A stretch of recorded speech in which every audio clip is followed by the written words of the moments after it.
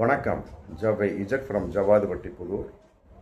Power writer அப்படிங்கிற அந்த YouTube channel மூலமாக உங்களை மீண்டும் சந்திப்பு ரொம்ப மற்ற மகிழ்ச்சி. அத்தோட எங்கள் சேனலை சப்ஸ்கிரைப் பண்ணுங்கள், பெல் பட்டன் அழுத்த மறந்துடாதீங்க. அத்தோட எல்லாத்துக்கும் ஷேர் பண்ணுங்கள். தாவேக ஆட்சி வந்ததிலிருந்து மாற்றம் மிகப்பெரிய ஒரு மாற்றம் நாங்கள் ஏற்பாடு செய்வோம் அப்படின்னு சொல்லி ஆட்சிக்கு வந்தாங்க. மாற்றம் மிகப்பெரிய ஏற்றம் அப்படின்லாம் கற்பனைக்கு நம்ம போனோம். ஓட்டு போட்ட பல பேர் அதைத்தான் சொன்னாங்க. விஜய் வந்தால் அதெல்லாம் கிடையாதுங்க, மாற்றம்ங்க, ஏற்றம்ங்க.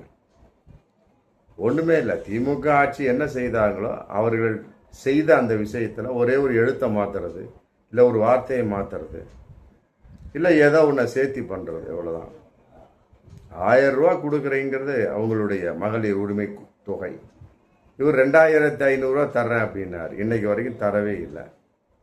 என்னமோ தர்றாரு, இருந்தாலும் புதிதாக அதை திட்டம்னு சொல்ல முடியாதுல்ல.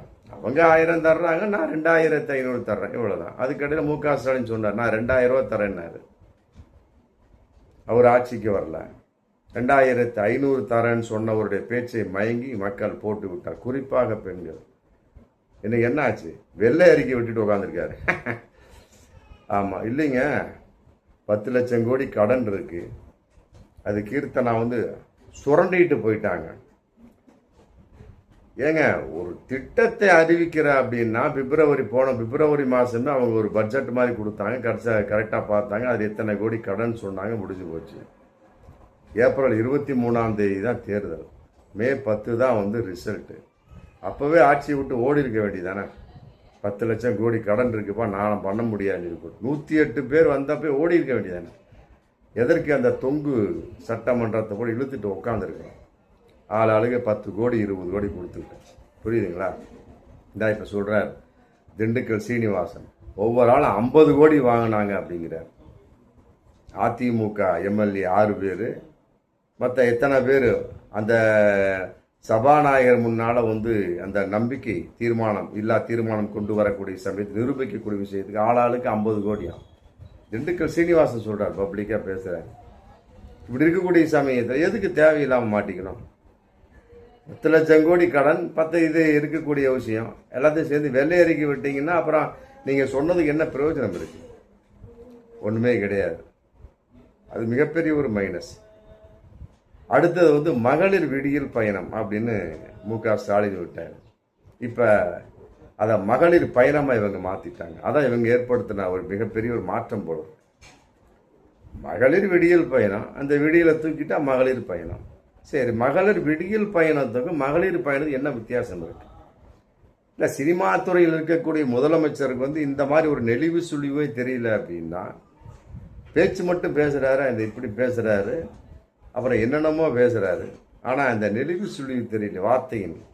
மகளிர் விடியல் பயணம், விடியலுங்கிறப்ப என்னமோ இருட்டுக்குள்ளே இருந்து வெளியே வர்ற மாதிரி ஒரு ஃபீலிங்கான ஒரு விஷயம். அது விடுதலையான ஒரு பெயர். மகளிர் பயணம்னா மொட்டைக்கட்டைய குட்டையில் விழுந்தா மகளிர் பயணம், அது எல்லாத்துக்கும் தெரிஞ்சாத. மகளிர் பயணம்னா பாப்பா இது லேடிஸ் ஸ்பெஷல் போகிறன்னு விட்டுருவான். அப்படி தானே? மகளிர் பயணம்னா என்ன மகளிர் பயணம்? லேடிஸ் ஸ்பெஷல்னு அர்த்தம், வேற ஒன்றுமே இல்லை. அதில் ஒரு சுதந்திரமான விஷயமோ விடுதலை பயணமோ ஒன்றுமே கிடையாது. மகளிர் பயணம் அது தமிழ்நாடு அளவுக்கு கொடுக்க போகிற எல்லா பஸ்லையுமே மகளிர் விடுதலை, மகளிர் கட்டணம் இல்லாமல் போகலாம். ஒன்றும் ஆரம்பிக்கலையே. பழைய அதே திமுக மேட்டர் தான் ஓடிக்கிட்டு இருக்கு. மற்றபடி உங்களால் செயல்படுத்த முடியலையே. காரணம் என்ன? பேச்சு நீங்கள் ஒன்றும் செயல்படுத்த முடியல. அதுக்கு ஒரு வெள்ளை அறிக்கை. இப்படி வெள்ளை அறிக்கை விட்டுக்கிட்டே இருந்தால் அப்புறம் என்ன இருக்கு? அப்புறம் மக்கள் பார்ப்பாங்க. கடைசியில் நம்ம 5 வருஷம் நிலைக்க போதா இல்லை 5 மாதமானு தெரியல என்ன. அப்புறம் அவங்க ஒரு அறிக்கையை விட்டாங்கன்னா முடிஞ்சிட வேண்டியதான். வெள்ளை அறிக்கை விடக்கூடிய அளவுக்கு வந்த ஒரு அரசாங்கம் எவ்வாறு தாக்கு பிடிக்கும்? கஜானாவுடைய நிலைமை என்னங்கிறது எல்லாத்துக்கும் தெரியுங்க. முடிஞ்சு போச்சு. இப்போ அண்ணாமலை பேசியிருக்காரு பாருங்க. இன்னைக்கு வெள்ளை அறிக்கை விட்டுக்கிட்டு 10 லட்சம் கோடி கடன்கிறாரு. நான் சொல்கிறேன் அப்படிங்கிறாரு.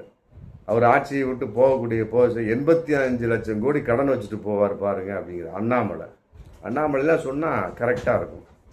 அதே மாதிரி அதுக்கு முன்னால் தங்கம் தென்னரசு சொல்லிட்டார், சவாலே விட்டுருக்கிறார் விஜய்க்கு. இன்னைக்கு 10 லட்சம் கோடி கடனுங்கிறீங்க, நாளைக்கு வந்து இதை விட 2 மடங்கு 4 மடங்கு வச்சுட்டு தான் போவீங்க, இல்லைன்னா இந்த திமுக விட்டு விளைவிக்கிறேன் அப்படின்னார் தங்கம் தென்னரசு. அதுக்குள்ள இன்னைக்கு வரை எந்த ஒரு பதிலுமே கிடையாது. அந்த மாதிரிலாம் இருக்கக்கூடிய சமயத்தில் ஒரு நிலைப்பாடு இல்லை. மகளிர் பயணம்னா என்ன அர்த்தம்? லேடிஸ் ஸ்பெஷல்னு அர்த்தம், வேற ஒன்றும் கிடையாது. இப்போ லேடிஸ் ஸ்பெஷல்னா எந்த ஒரு அர்த்தமுமே இல்லை. சும்மா மொட்டை கட்டையாக கூட்டையில் ஒன்று ஓசூல் எப்படி ஏறுவாங்க, அதில் ஃப்ரீயாக எப்படி ஏறுவாங்க, இலவசமாக எப்படி ஏறுவாங்க, ஒன்றுமே புரியல. பெயர் மாற்றம் தவறு, மிகப்பெரிய ஒரு தவறு. மகளிர் விடியல் பயணம் இல்லை மகளிர் விடுதலை பயணம் அப்படி வைக்கலாம், விடுதலை பயணம் வைக்கலாம். அது மாதிரி நிறையா இருக்குது. கடன் வைக்கக்கூடிய அளவுக்கு தான் இருக்க அப்படி ஆகுனா வெள்ளை அறிக்கை விட்டுட்டு உட்காந்துருந்தீங்கன்னா உங்களால் என்ன திட்டத்தை செயல்படுத்த முடியும்? அதே மாதிரி இந்த சிங்கப்பெண் அதிரடி சிறப்பு படை தான். திமுக வந்து பிங்க் பட்ரோல் விட்டுட்டு இருந்தாங்க, இவங்க அதுக்கு டிசைன் பண்ணி அவர் லேடிஸை உட்கார வச்சுக்கிட்டு சிங்கப்பெண். அவங்க என்னடான்னு கேட்டால், ஒரு கம்ப்ளைண்ட் பண்ணோம்னா இந்த போலீஸ் ஸ்டேஷன் போங்க, அந்த போலீஸ் ஸ்டேஷன் போங்க. இதுக்கு எதுக்குங்க ஒரு படை? அதுக்கு நார்மலாக அவங்க 100க்கு அடிச்சு விட்டு வீட்டு முன்னால் உட்கார வச்சு போலீஸ் எப்படி பஞ்சாயத்து பண்ண தான் போகிறாங்க, முடிஞ்சு போச்சு. பார்த்துட்டு போகிறாங்க, முடிஞ்சு போச்சு, அவ்வளோ. இதுக்கு எதுக்கு சிங்கப்பெண் அதிரடிப்படை? பெண்களுக்கு வேலை வாய்ப்பு, மற்றபடி போலீஸுக்கு வேலை வாய்ப்பா என்னன்னு தெரியல. ஆயுதப்படை போலீஸார் மாற்றப்பட்டு பணி செய்யப்படுகிறாள், இதுதான் சொல்ல முடியும். மற்றபடி வந்து இதெல்லாம் பெருசாகவே சொல்ல முடியாது, வேஸ்ட்டு. அதே அடுத்து ட்ரக் அம்பாசிடர் அவங்க திமுக பண்ணா ஒரு கண்காணிப்பு குழு மாதிரி மாணவர்கள் மத்தியில். அது வந்து இப்போ எடுபடவே இல்லை, கொஞ்சம் கட்டுப்பாடாக இருந்தது. அப்பவும் கஞ்சா பெத்தப்படைன்னு எல்லாம் என்னென்னோ உழவுச்சு. பட் அதெல்லாம் கொஞ்சம் கட்டுப்பாடு வரக்கூடிய சமயத்தில் ஆட்சி மாற்றம் முடிஞ்சு போச்சு. இப்போ பழையபடி ஸ்டார்ட் ஆயிடுச்சு. இவர் தான் சொன்னார், நாங்கள் வந்தால் கஞ்சாவை ஒழிப்போம், ஆச்சா போச்சா திமுக ஆச்சா அப்படி இப்படி. ஒன்றும் கிடையாது. டெய்லி ஒரு நாளைக்கு 5 கொலை நடக்குது. 5 கொலை நடக்குது. பாலியல் வன்கொடுமைகள், பாலியல் வன்புணர்வு, எல்லாம் சின்ன சின்ன குழந்தையா கூட்டு பலாத்காரம். விஜயால் என்ன பண்ண முடியும்? பேசுறதே கிடையாது, அப்புறம் என்னத்தை பண்ண போற? ஒன்றும் கிடையாது. திமுக ஆட்சியில் என்ன நடந்ததோ அதை விட 2-3 மடங்காக நடக்குதா ஒழிய தடை செய்ய முடியும் அப்படின்னு சொன்னாங்க இல்லையா? அதைத்தான் மிகப்பெரிய ஒரு மாற்றம்னு சொல்லி கலைஞ்சாங்க இல்லையா? என்ன பண்ண முடியும்? ஒன்றும் பண்ண முடியலையே, ஒன்றும் பண்ண முடியல.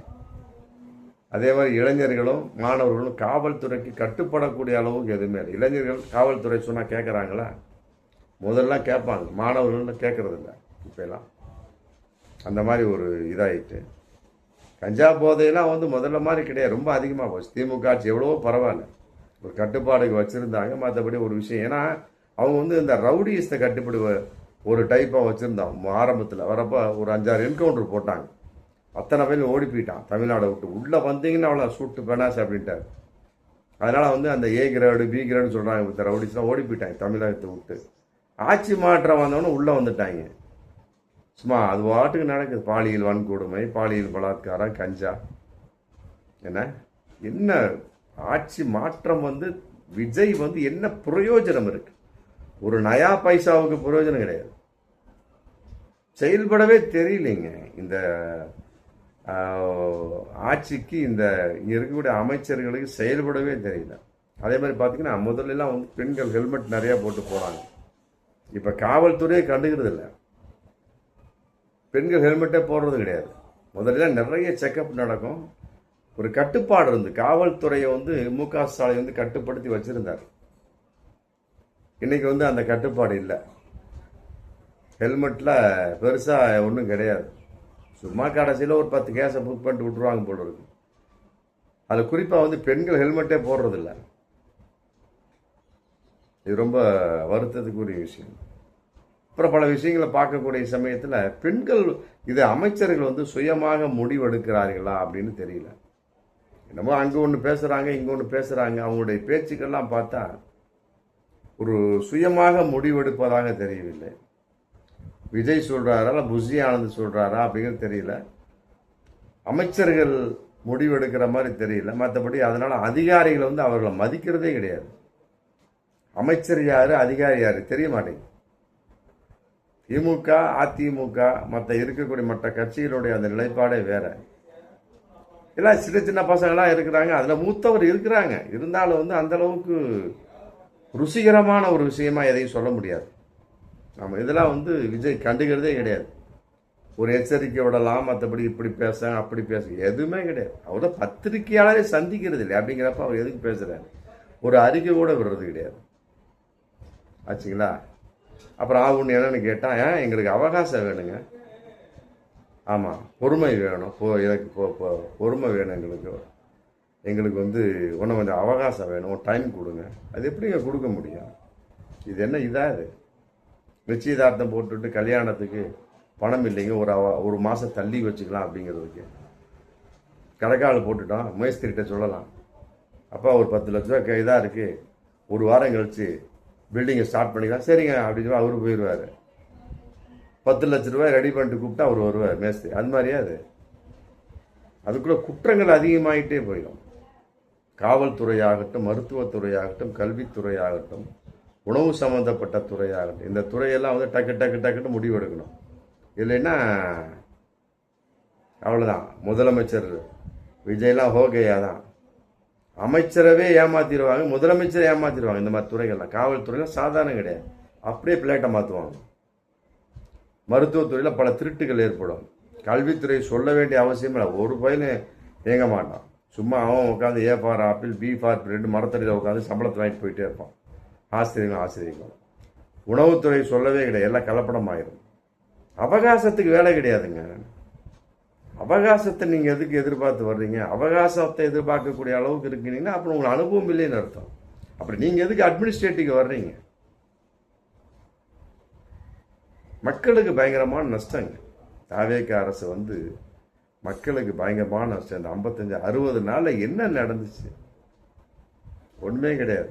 சும்மா இருக்கிற ரன்னிங் போயிட்டு இருக்கு, அவ்வளோதான். சுற்றி விட்டா பம்பரத்தை விட்டிங்கன்னா அப்படியே சுற்றிக்கிட்டே இருக்கும். சில இடங்களில் பார்த்தீங்கன்னா ஒரு பொம்மை வச்சுருப்பான், ஆட்டி விடுவாங்க. இப்படி கையாட்டுறமா வாஸ்து பொம்மைன்னு சொல்லுவாங்க, ஆட்டி விடுவாங்க. திமுக ஆட்டி விட்டு போயிட்டான். இப்போ ஆள் மாறக்கூடிய சமயத்தில் தாவேக்கா ஆட்டி விட்டது ஆடிக்கிட்டே இருக்கு, அவ்வளோதான். பார்வைக்கு தாவேக்கா ஆட்டி விட்டாங்க அப்படிங்கிற மாதிரி அதெல்லாம் கிடையாது. ஊர்ந்து கவனிச்சா அப்படின்னம்னா திமுக ஆட்டி விட்டது எல்லாமே. முன்னால் எந்த கட்சி இருந்தால் அந்த கட்சியை ஆட்டி விட்டு, புதுசாக ஒன்றுமே இல்லை. புதுசாக இவர்கள் எந்த திட்டமும் கிடையாது. திமுகவோட திட்டத்தை இவங்கள் பெயர் மாற்றி, பெயரை திருத்தி புதுசாக வச்சுக்கிட்டு ஏதோ பண்ணிக்கிட்டு இருக்காங்க. மற்றபடி புதிதாக எல்லாம் காப்பி ஈயடிச்சாங்க காப்பியாக அவங்க பண்ணிட்டு இருக்க. கேட்டால் அவகாசம் வேணுமா? எப்படியா தர முடியும் அவகாசம்? அவகாசம் எப்படி? 5 வருஷம் அவகாசமே மிக மிக குறைவு. இந்த அட்மினிஸ்ட்ரேட்லாம் சாதாரணம் கிடையாது. ஆமாம், இன்னைக்கு பண்ணி விட்டு போவாங்க. அதுக்குள்ளே டக்கு பார் மெட்ரோ 2ஆம் கட்டம்லாம் அப்படியே நின்று போச்சு. டி நகர் சைதாப்பேட்டை அந்த ஹையஸ்ட் மேம்பாலம் அப்படியே நின்று போச்சு. மதுரை வாயில் ரொம்ப ஸ்லோவாகிருச்சு. ஒன்றும் இல்லை, கேட்டால் வெள்ளை அறிக்கை விடக்கூடிய ஆட்கள் எதுக்கு அட்மினிஸ்ட்ரேட்டுக்கு வரணும்? வீட்டில் உட்காந்து வேடிக்கை பார்த்துட்டு போக வேண்டியதானே. பார்ப்போம் மீண்டும் அடுத்த வீடியோ. நன்றி.